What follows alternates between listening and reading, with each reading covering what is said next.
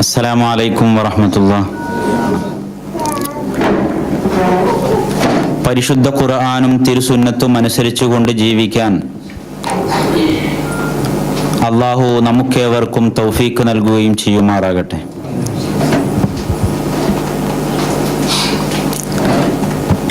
ജീവിതത്തിൻ്റെ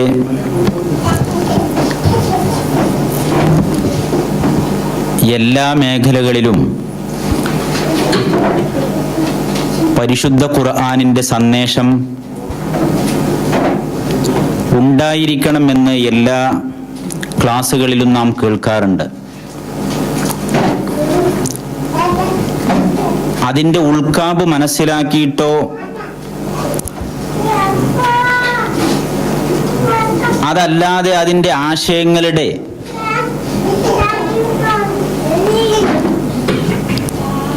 കാമ്പ് ജീവിതത്തിൽ ഉൾക്കൊണ്ടാൽ പാരത്രിക വിജയം എനിക്ക് ലഭ്യമാകുമെന്ന് മനസ്സിലാക്കിയിട്ടോ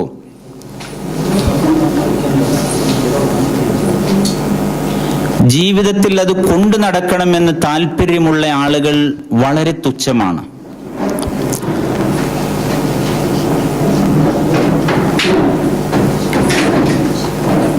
ഇന്ന് നിർബന്ധം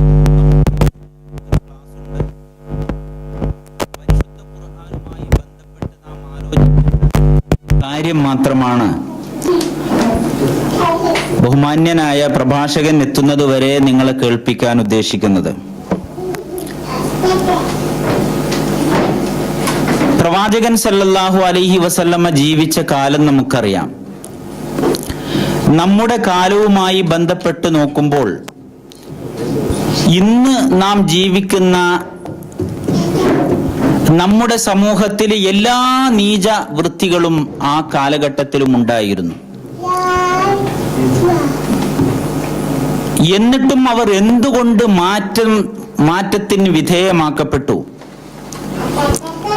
അവരെങ്ങനെ മാറി? പ്രവാചകൻ സല്ലല്ലാഹു അലൈഹി വസല്ലമ അവരെങ്ങനെ മാറ്റിയെടുത്തു എന്നുള്ള ഒരു കാര്യം നാം നമ്മുടെ ജീവിതത്തിന് വേണ്ടി ഒന്ന് ചിന്തിക്കുകയും എനിക്കും ഒരു പരിവർത്തനത്തിന് അത് സാധ്യമായി തീരുമോ എന്ന് ആലോചിക്കുകയും ചെയ്യുക. പരിശുദ്ധ ഖുർആനിന്റെ ഒരു ചോദ്യം വളരെ പ്രസക്തമാണ്. അഫലാ യതദബ്ബറൂനൽ ഖുർആൻ അം അലാ ഖുലൂബിൻ അഖ്ഫാലുഹാ. സൂറത്ത് മുഹമ്മദിന്റെ ആദ്യ ഭാഗത്തുള്ള ഒരായത്താണ്. അഫലാ യതദബ്ബറൂനൽ ഖുർആൻ, അവർ ഖുർആനിനെ കുറിച്ച് ചിന്തിക്കുന്നില്ലേ? അം അലാ ഖുലൂബിൻ അഖ്ഫാലുഹാ, അതല്ല അവരുടെ ഹൃദയങ്ങൾക്ക് പൂട്ടിടപ്പെട്ടിരിക്കുകയാണോ എന്ന്. വളരെ ഗൗരവപ്പെട്ട ഒരു ചോദ്യം ഖുർആനിന്റെ ആളുകളാണ് ചോദിക്കുന്നത് എന്ന് നാം ആലോചിക്കുക. എന്നിട്ട് പ്രവാചകൻ സല്ലല്ലാഹു അലൈഹി വസല്ലമ ജീവിച്ച കാലഘട്ടത്തിലുള്ള നീചവൃത്തികൾ നമ്മുടെ മനസ്സിൽ നിന്നും പ്രവർത്തനങ്ങളിൽ നിന്നും മാറ്റിയെടുക്കാൻ നമുക്ക് സാധിച്ചിട്ടില്ലെങ്കിൽ നമ്മുടെ മുമ്പിൽ ഗൗരവപ്പെട്ട ഏതോ ഒരു പ്രശ്നം നിലനിൽക്കുന്നുണ്ട് എന്ന് നാം മനസ്സിലാക്കണം. ആ പ്രശ്നം നമ്മിൽ കൂടിയിരിക്കുന്ന പല ആളുകൾക്കും നിലനിൽക്കുന്നുണ്ട് എന്നതാണ് യാഥാർത്ഥ്യം. ആ ചോദ്യം ഒന്നുകൂടി ആവർത്തിക്കുകയാണ്. അഫലാ യതദബ്ബറൂനൽ ഖുർആൻ, ഖുർആനിനെ കുറിച്ച് ചിന്തിക്കുന്നില്ല അല്ലേ? അം അലാ ഖുലൂബിൻ അഖ്ഫാലുഹാ, മാറേണ്ടതായിട്ടുള്ള, അവർക്ക് മാറ്റത്തിരുത്തൽ വരുത്തേണ്ടതായിട്ടുള്ള, അവരുടെ ഹൃദയങ്ങളെ പരിവർത്തിപ്പിക്കേണ്ടതായിട്ടുള്ള ഒരു കാര്യത്തെക്കുറിച്ച് ചിന്തിക്കാൻ അവരുടെ മനസ്സിലേക്കൊന്ന് ചെല്ലുകയും ചെയ്യുകയില്ല, അവരുടെ മനസ്സിൽ നിന്നൊന്നും പുറത്തേക്ക് വരികയും ചെയ്യുകയില്ല. അപ്രകാരം അവരുടെ മനസ്സാകുമാറ് അവരുടെ ഹൃദയങ്ങൾക്ക് പൂട്ടിടപ്പെട്ടിരിക്കുകയാണോ? മുമ്പ് ഒരു കാലം പരിവർത്തിക്കപ്പെട്ടിട്ടില്ലേ? നിങ്ങളെപ്പോലെ മോശക്കാരായ അതിനീചമായ പ്രവൃത്തിയിലൂടെ കടന്നു പോയിട്ടുള്ള ആ ജനതയെ മാറ്റിയിട്ടില്ലേ? അതെന്താണ് എന്നാണ് പരിശുദ്ധ ഖുർആൻ നമുക്ക് പരിചയമുള്ള സൂറത്തുൽ ജുമുഅയുടെ ഒരായത്ത് നമ്മെ പഠിപ്പിക്കുന്നത്. ഹുവല്ലദീ ബഅസ ഫിൽ ഉമ്മീയീന റസൂലൻ മിൻഹും യത്ലു അലൈഹിം ആയാതിഹി വയുസക്കീഹിം വയുഅല്ലിമുഹുൽ കിതാബ വൽ ഹിക്മ വഇൻ കാനൂ മിൻ ഖബ്ൽ ലഫീ ളലാലിൻ മുബീൻ. ഹുവല്ലദീ ബഅസ ഫിൽ ഉമ്മീയീന റസൂലൻ, ഒരു അക്ഷരജ്ഞാനം, സാംസ്കാരിക ബോധം,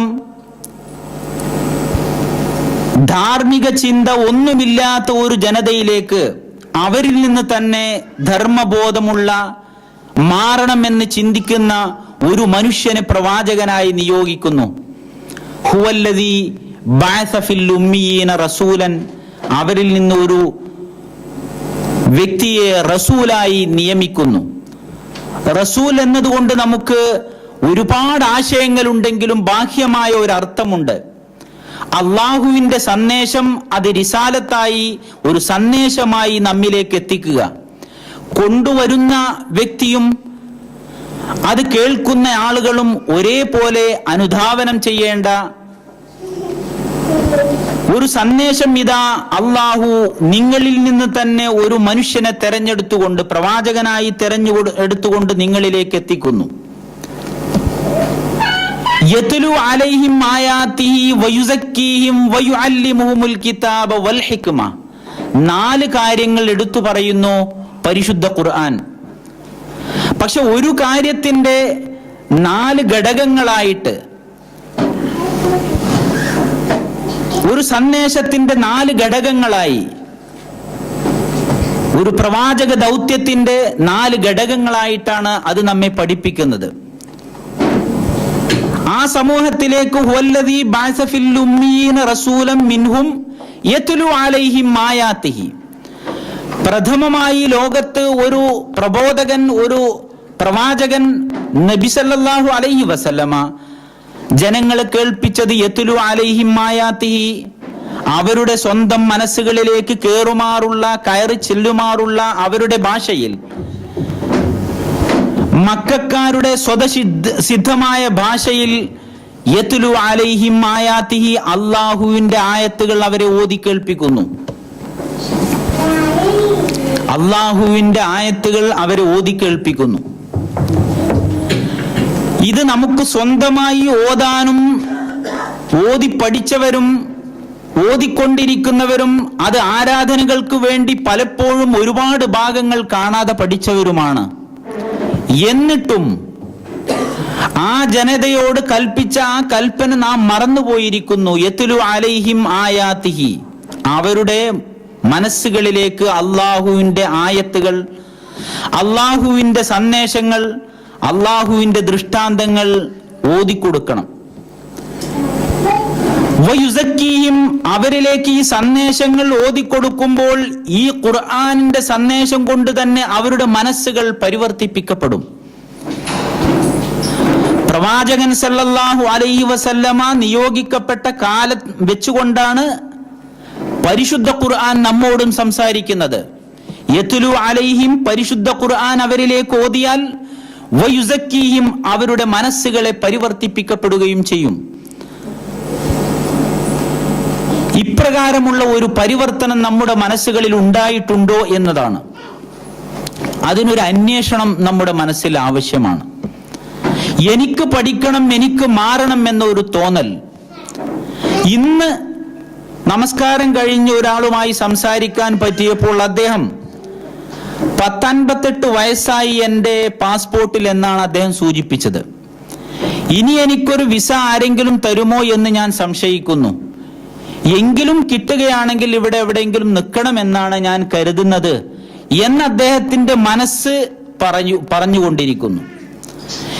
എന്തായാലും ഒരു പിടിച്ചു നിൽക്കൽ, ഒരു നിലനിൽപ്പെനിക്ക് ആവശ്യമാണ് എന്ന് ചിന്തിക്കുന്ന ഒരു മനുഷ്യന് ഏതെങ്കിലും നിലക്കുള്ള ഒരു കയറിപ്പറ്റാനുള്ള ഒരു ഏറുമാടമെങ്കിലും ഉണ്ടാകും എന്ന് ചിന്തിക്കുന്ന മനുഷ്യന് മാത്രമേ ഖുർആനിൽ നിന്നൊരു സന്ദേശം ഉൾക്കൊണ്ട് വയുസക്കീഹിം, അവരെ പരിവർത്തിപ്പിച്ചെടുക്കാനും സാധിക്കുകയുള്ളൂ.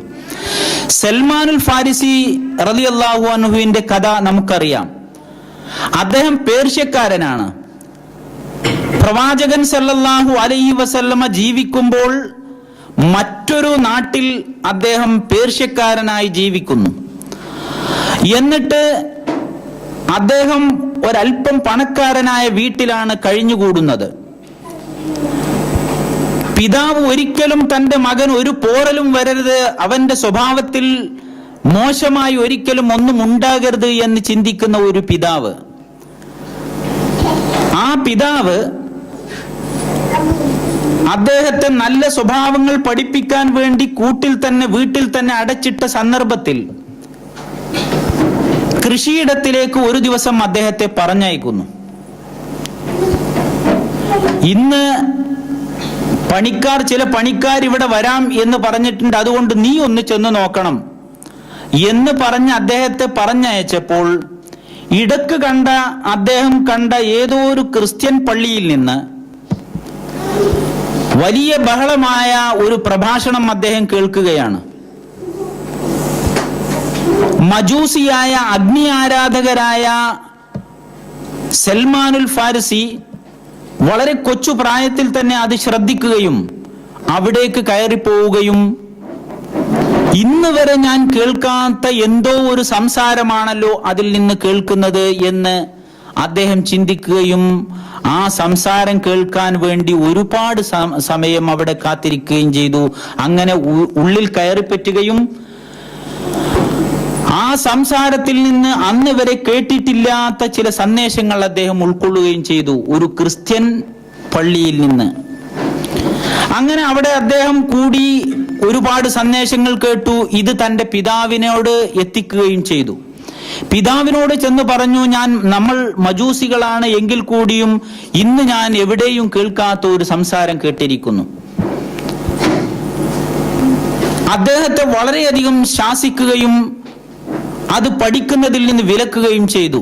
പക്ഷേ അദ്ദേഹം വീട്ടിൽ നിന്ന് മെല്ലെ ഓടി രക്ഷപ്പെടുകയും എന്നിട്ട് ആ പള്ളിയിൽ ചെന്ന് എനിക്ക് ഈ മതത്തെക്കുറിച്ചും ഈ സന്ദേശങ്ങളെക്കുറിച്ചും പഠിക്കണമെന്ന് പറയുകയും ചെയ്തു. അങ്ങനെ ഒരു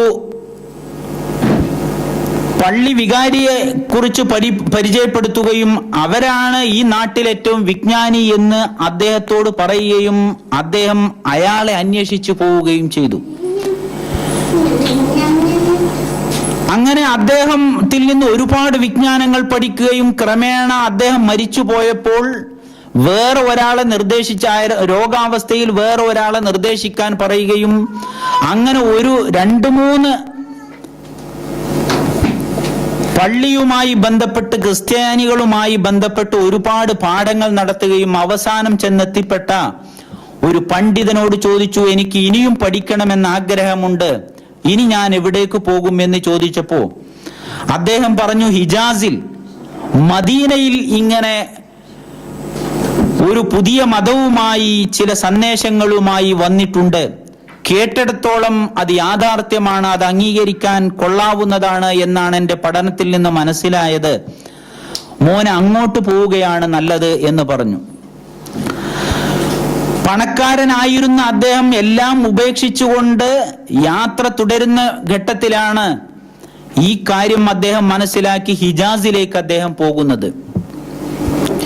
ഇടവഴിയിൽ അദ്ദേഹം പല അധ്വാനത്തിലൂടെ കിട്ടിയ സമ്പാദ്യങ്ങളെല്ലാം ഒരു യാത്രാ സംഘത്തോട് പറഞ്ഞ്, ഞാൻ ഇതെല്ലാം നിങ്ങൾക്ക് തരാം, എന്നെ ഹിജാസിലൊന്ന് എത്തിക്കണം, മദീനയിലൊന്ന് എത്തിക്കണം, നിങ്ങൾക്ക് കഴിയുമോ എന്ന് അവരോട് അദ്ദേഹം ചോദിക്കുകയും ഇടക്ക് വെച്ച് അതെല്ലാം തട്ടിയെടുക്കുകയും അദ്ദേഹത്തെ ഉപേക്ഷിക്കുകയുമാണ് ചെയ്തത്.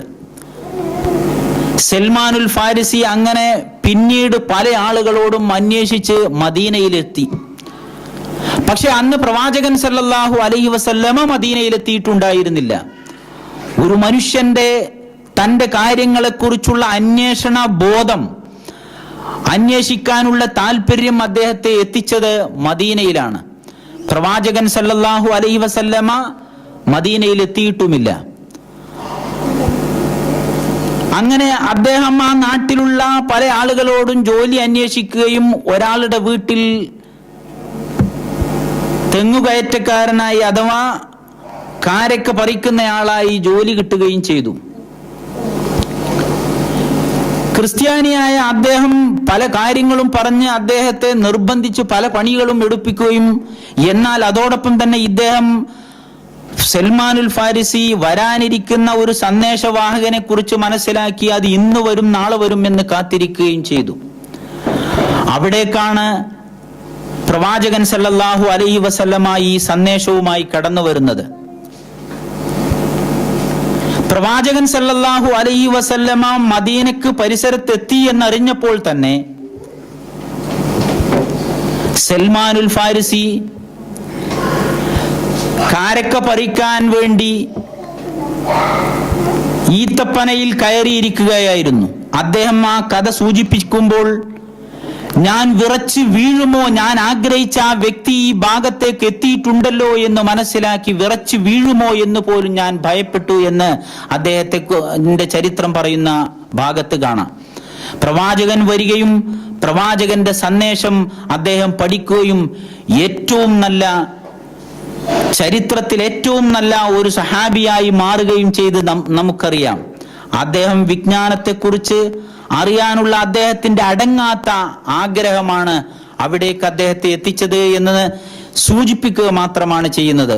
പ്രവാചകൻ സല്ലല്ലാഹു അലൈഹി വസല്ലമയോടുള്ള ഈ സന്ദേശം മനസ്സിലാക്കാൻ വേണ്ടി സൽമാനുൽ ഫാരിസിയെ പോലെ താല്പര്യപ്പെട്ടാണ് നാം ജീവിക്കുന്നതെങ്കിൽ മാത്രമേ പരിശുദ്ധ ഖുർആനിൽ നിന്ന് എന്തെങ്കിലും ഒന്ന് പഠിക്കാൻ വയുസക്കിയും സംസ്കാരമുള്ളവരായി തീരാനും കഴിയുകയുള്ളൂ. വയുഅല്ലിമുഹുൽ കിതാബ വൽ ഹിക്മ, എന്നിട്ട് പരിശുദ്ധ ഖുർആൻ പഠിക്കുകയും അതിലെ തത്വങ്ങൾ അടങ്ങിയ കാര്യങ്ങൾ ഉൾക്കൊള്ളുകയും ചെയ്യുമ്പോൾ മാത്രമേ ഒരു മുസൽമാൻ പോലും അതിൻ്റെതായ ഒരു പരിവർത്തനത്തിലേക്ക് വരാൻ സാധിക്കുകയുള്ളൂ. ഞാൻ കൂടുതൽ നീട്ടിപ്പറയുന്നില്ല. നാം പ്രതീക്ഷിച്ചുകൊണ്ടിരിക്കുന്ന പ്രഭാഷകൻ എത്തിയിട്ടുണ്ട് എന്ന് നിങ്ങൾ മനസ്സിലാക്കി. അപ്പൊ അതുകൊണ്ട് നമ്മുടെ ജീവിതത്തിലും ഒരു പരിവർത്തനത്തിന് ആവശ്യമായ കാര്യമാണ് പരിശുദ്ധ ഖുർആൻ പഠിക്കുക എന്നുള്ളത്.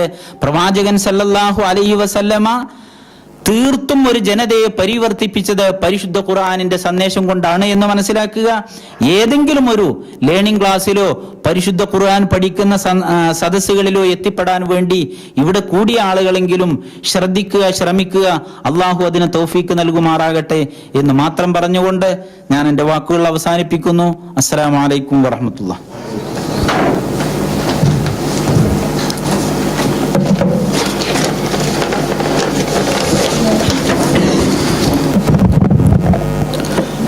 السلام عليكم ورحمة الله.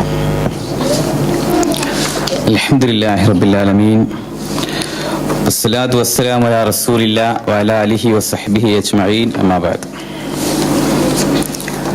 സ്നേഹം നിറഞ്ഞ സത്യവിശ്വാസിനികളെ,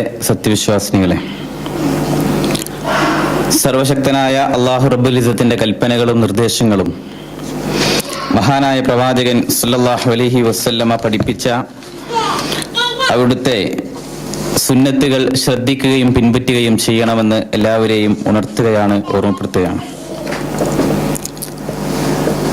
വിശ്വാസികളായ ആളുകൾ അവരുടെ ജീവിതത്തിലും ജീവിതക്രമങ്ങളിലുമെല്ലാം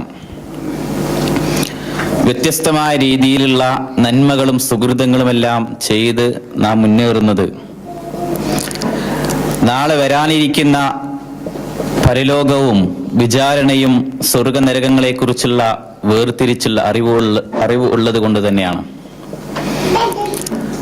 നമ്മുടെ മനസ്സിലും സ്വഭാവത്തിലും പെരുമാറ്റങ്ങളിലും നടത്തത്തിലും ഇരുത്തത്തിലുമെല്ലാം ഒരുപാട് നന്മകൾ ശേഖരിക്കുവാനും അതിനെ തുടർന്നുകൊണ്ട് ജീവിതത്തെ ക്രമീകരിച്ചുകൊണ്ട് ചിട്ടയാർന്ന രീതിയിൽ മുന്നോട്ടു പോകുവാനും നമ്മൾ താല്പര്യപ്പെടുന്നതും മരണത്തിന് ശേഷം വരാനിരിക്കുന്ന വലിയൊരു ലോകത്തെക്കുറിച്ചുള്ള തിരിച്ചറിവ് നമുക്കുള്ളത് കൊണ്ടാണ്.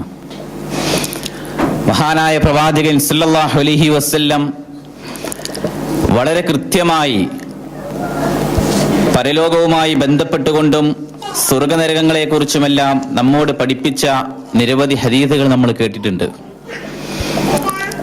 പ്രവാചകന്റെ പ്രിയപ്പെട്ട സഹാബിവര്യന്മാരോട് തന്നെ പറഞ്ഞ വചനങ്ങൾ, കുൻ ഫിദ് ദുനിയാ കഅന്നക ഗരീബ് ഔ ആബിറുസ് സബീൽ, ഇഹലോകത്ത് നീ ജീവിക്കുകയാണ് എങ്കിൽ ഒന്നുകിൽ ഒരു അപരിചിതനെ പോലെ ജീവിക്കുക, അതല്ലെങ്കിൽ ഒരു വഴിയാത്രക്കാരനെ പോലെ ജീവിക്കുക എന്നതാണ്.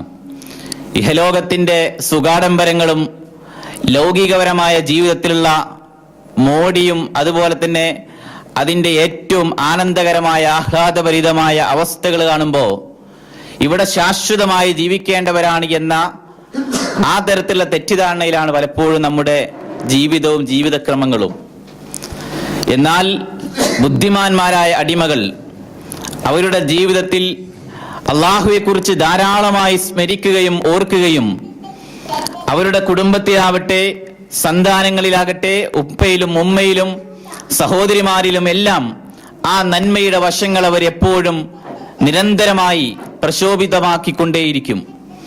മഹാനായ പ്രവാചകൻ സല്ലല്ലാഹു അലൈഹി വസല്ലം രാത്രികാലങ്ങൾ മദീനയിലെ പൊതു ഖബർസ്ഥാനിലാണ് കഴിച്ചുകൂട്ടിയിരുന്നത് എന്ന് ഹദീസുകളിൽ കാണാം. അതോടൊപ്പം തന്നെ പ്രവാചകന്റെ പ്രിയപ്പെട്ട സഹാബി വര്യൻ മഹാനായ ഉസ്മാൻ ഇബ്നു അഫ്ഫാൻ റളിയല്ലാഹു തആല അൻഹു ആ സഹാബി വര്യൻ ഇരിക്കുന്ന സദസ്സിലേക്ക് വന്നുകൊണ്ട് അദ്ദേഹത്തിന്റെ പ്രിയപ്പെട്ട കൂട്ടുകാർ ചോദിക്കുകയാം, അല്ലയോ ഉസ്മാൻ, നിങ്ങൾ ഞങ്ങൾക്ക് സ്വർഗനരകങ്ങളെ കുറിച്ച് വ്യക്തമായ ധാരണ ഞങ്ങൾക്ക് പറഞ്ഞു തന്നിട്ടുണ്ട്. സ്വർഗത്തെക്കുറിച്ചും നരകത്തെക്കുറിച്ചും പരലോകത്തെക്കുറിച്ചും ഒക്കെ ഞങ്ങളോട് പറഞ്ഞു തരാറുണ്ട്. പക്ഷേ ഖബറിനെ കുറിച്ച് പറയുമ്പോൾ മാത്രം നിങ്ങൾ എന്താ ഇത്രമാത്രം വാവിട്ട് കരയുന്നത്? ഖബർ എന്ന ഭയാനകമായ ആ അന്തരീക്ഷത്തെ കുറിച്ചുള്ള പേടി കൊണ്ടാണോ ഉസ്മാൻ എന്ന് ചോദിക്കുമ്പോൾ ആ സഹാബി വര്യൻ പറയുന്ന ചില വചനങ്ങളുണ്ട്. ഖബറിനേക്കാൾ ഭയാനകവും ഖബറിനേക്കാൾ പേടിപ്പെടുത്തുന്നതുമായ മറ്റൊന്നും തന്നെയില്ല. ഇന്നൽ ഖബ്റ അവ്വലു മനാസിലിൽ ആഖിറ ഫഇന്ന ജാമിൻ. ഖബർ എന്നത് ഒരു മനുഷ്യന്റെ സങ്കേതങ്ങളിൽ, പരലോകത്തിന്റെ ഘട്ടങ്ങളിൽ ഒന്നാമത്തേതാണ്. ആ ഘട്ടത്തിൽ ഒരാൾക്ക് വിജയിക്കാൻ കഴിഞ്ഞാൽ അവൻ രക്ഷപ്പെടുകയാണ്. അവിടെ പരാജിതനാണോ അവന്റെ ശിഷ്ടകാലം അല്ലെങ്കിൽ വരാനിരിക്കുന്നത് മുഴുവൻ പരാജയപ്പെടുമെന്നാണ് ആ സ്വഹാബി വര്യൻ പറയുന്നത്. മഹാനായ പ്രവാചകൻ സല്ലല്ലാഹു അലൈഹി വസല്ലമ വളർത്തിയെടുത്ത ആ സമുദായത്തിന്റെയും ആ സ്വഹാബിവര്യന്മാരുടെയും ജീവിതം പരിശോധിച്ച് നോക്കിയാൽ നോക്കൂ നിങ്ങൾ, മഹാനായ ബിലാൽ റളിയല്ലാഹു തആല അൻഹു നബി സല്ലല്ലാഹു അലൈഹി വസല്ലം അദ്ദേഹത്തെ ഇസ്ലാമിന്റെ സുന്ദരമായ പ്രവാചകന്റെ സഹാബിവര്യനായ അബൂബക്കർ സിദ്ദീഖ് റളിയല്ലാഹു തആല അൻഹുവിന്റെ കൈകളിലൂടെ ഇസ്ലാമിലേക്ക് അദ്ദേഹം വരികയാണ്. അടിമയായിരുന്ന കാലഘട്ടങ്ങളിൽ നിന്ന് സ്വതന്ത്രനായി തീരുകയും പിന്നീട് ബാങ്ക് വിളിക്കാൻ മക്കം ഫത്ഹിന്റെ ദിനത്തിൽ പോലും പ്രവാചകൻ സല്ലല്ലാഹു അലൈഹി വസല്ലമയെ ഏൽപ്പിച്ചത് ആ സ്വഹാബിവര്യനാണ്.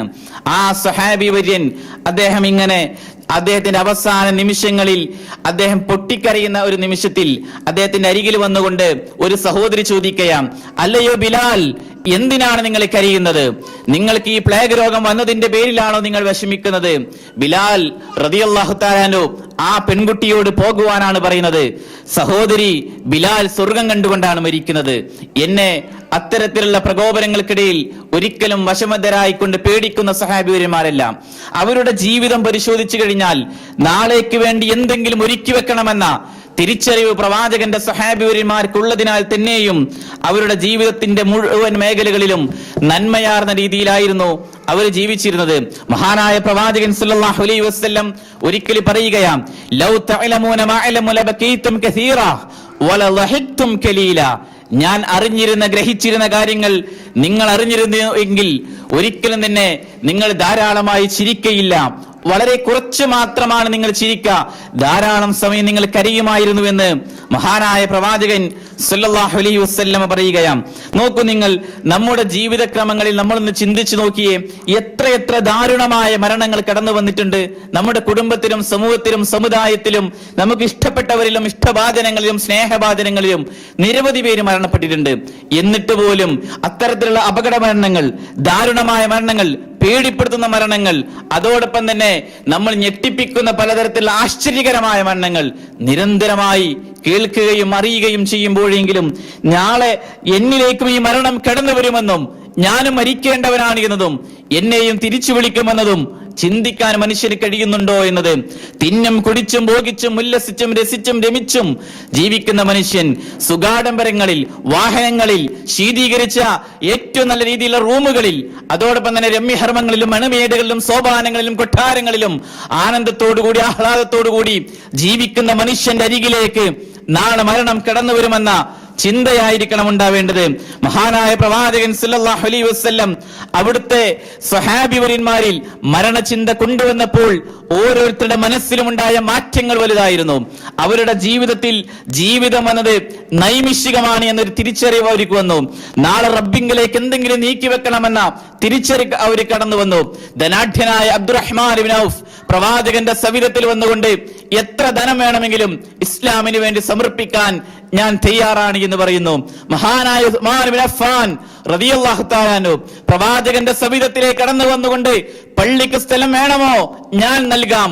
യുദ്ധത്തിന് ഏതെങ്കിലും തരത്തിലുള്ള സാമ്പത്തികമായ പ്രതിസന്ധിയുണ്ടോ പ്രവാചകരെ? 60 പടക്കുതിരകളെയും 960 ഒട്ടകങ്ങളെയും 10,000 സ്വർണ്ണ നാണയങ്ങളും ഞാൻ നൽകാം പ്രവാചകരെ എന്ന് പറയുന്ന ഉസ്മാൻ ഇബ്നു അഫ്ഫാൻ. ആ ഉസ്മാൻ ഇബ്നു അഫ്ഫാൻ തന്നെ പ്രവാചകൻ സല്ലല്ലാഹു അലൈഹി വസല്ലം ഒരിക്കൽ ചോദിക്കുകയാണ്, ഈ മദീനയിലെ മസ്ജിദ് നബവി വിപുലീകരിക്കുവാൻ ആർക്കാണ് സമ്പത്ത് തരാൻ കഴിയുക? ഞാൻ നൽകാൻ നബിയെ. പ്രവാചകൻ മറ്റൊരിക്കൽ ചോദിക്കുന്നത്, ഇസ്ലാമിന് വേണ്ടി ആർക്കാണ് ആ ജൂതന്റെ കയ്യിൽ നിന്ന് ആ പൊതു കിണറ് ബീറുമാൻ കിണർ വാങ്ങിത്തരാൻ കഴിയുക? ഞാൻ വാങ്ങിത്തരാൻ നബിയെ എന്ന് പറയുന്ന ഉസ്മാൻ ഇബ്നു അഫ്ഫാൻ റളിയല്ലാഹു തആല അൻഹു. ആ സഹാബിവര്യന്റെ അവസാന നിമിഷങ്ങളിൽ അദ്ദേഹത്തിന് ദാഹിച്ച് പരവശനായ സമയത്ത് അദ്ദേഹത്തിന്റെ വീട് വളഞ്ഞ ശത്രുക്കൾ ഒരു തുള്ളി വെള്ളം അദ്ദേഹത്തിന്റെ നാവിലേക്ക് ഒറ്റിച്ചു കൊടുത്തില്ല. അദ്ദേഹം വാങ്ങിക്കൊടുത്ത ആ കിണറിൽ നിന്ന് തുള്ളി വെള്ളം കൊടുത്തില്ല അവർ. എന്തിനേറെ അദ്ദേഹത്തിന്റെ ജീവിതഘട്ടങ്ങളിൽ അവസാന കാലങ്ങളിൽ 40 ദിവസത്തോളം ബന്ദിയാക്കിയിട്ട് ഒരു വഖ്ത് നമസ്കാരത്തിന് അദ്ദേഹം സ്ഥലം കൊടുത്ത ആ പള്ളിയിലേക്ക് നമസ്കരിക്കാൻ പോകാൻ അവർ സമ്മതിച്ചില്ല. ദാരുണമായ മരണത്തിന് ശേഷം ഫസയക്ഫീകഹുമുല്ലാഹ് എന്ന് തുടങ്ങുന്ന വചനത്തിലേക്ക് അദ്ദേഹത്തിന്റെ കൈകളിൽ നിന്നുള്ള രക്തവും ശരീരത്തിൽ നിന്നുള്ള രക്തവും തെറിച്ചു വീണപ്പോഴും പിടഞ്ഞു വീണ് മരിക്കുന്ന ഉസ്മാൻ ഇബ്നു അഫ്ഫാൻ റളിയല്ലാഹു തആല അൻഹു അദ്ദേഹം വാങ്ങിക്കൊടുത്ത പൊതുശ്മശാനത്തിൽ അദ്ദേഹത്തെ മറ ചെയ്യാൻ അവർ സമ്മതിക്കുന്നില്ല. പക്ഷേ നാളെ റബ്ബിന്റെ മുമ്പിൽ വിചാരണയ്ക്ക് വേണ്ടി നിൽക്കുമ്പോൾ ഉസ്മാനുവിന് പറയാൻ കഴിയും, പ്രവാചകൻ സല്ലല്ലാഹു അലൈഹി വസല്ലം തന്റെ സഹാബിവര്യന്മാരുടെ കൂട്ടത്തിൽ ഉസ്മാൻ എവിടെ എന്ന് ചോദിക്കുകയും ദുന്നൂറൈൻ ഇരട്ട പ്രകാശത്തിന്റെ ഉടമയാണ് ഈ ഉസ്മാനിന്റെ പ്രത്യേകത എന്ന് പറഞ്ഞു കഴിഞ്ഞാൽ, എനിക്കിനിയും പെൺകുട്ടികൾ ഉണ്ടായിരുന്നുവെങ്കിൽ ഉസ്മാനെ ഞാൻ വിവാഹം ചെയ്തു കൊടുക്കുമായിരുന്നു. എന്തിന്? എന്റെ പ്രിയപ്പെട്ട സ്നേഹഭാജനമാണ് ഉസ്മാൻ. എല്ലാ പ്രവാചകന്മാർക്കും കൂട്ടുകാരുണ്ട്. എന്റെ കൂട്ടുകാരൻ ഉസ്മാൻ ഇബ്നു അഫ്ഫാൻ റളിയല്ലാഹു തആല അൻഹു ആണ് എന്നൊക്കെ മഹാനായ പ്രവാചകൻ സല്ലല്ലാഹു അലൈഹി വസല്ലമ പ്രകീർത്തിക്കുകയും പ്രശംസിക്കുകയും ചെയ്ത ആ സഹാബിവര്യന്റെ ജീവിതമാണത്. ഓരോരുത്തരുടെ ജീവിതങ്ങളിലൂടെ, ജീവിത താളങ്ങളിലൂടെ, സ്വഭാവങ്ങളിലൂടെ, സംസ്കാരങ്ങളിലൂടെ കടന്നു ചെന്നാൽ നമുക്ക് കാണാൻ കഴിയും.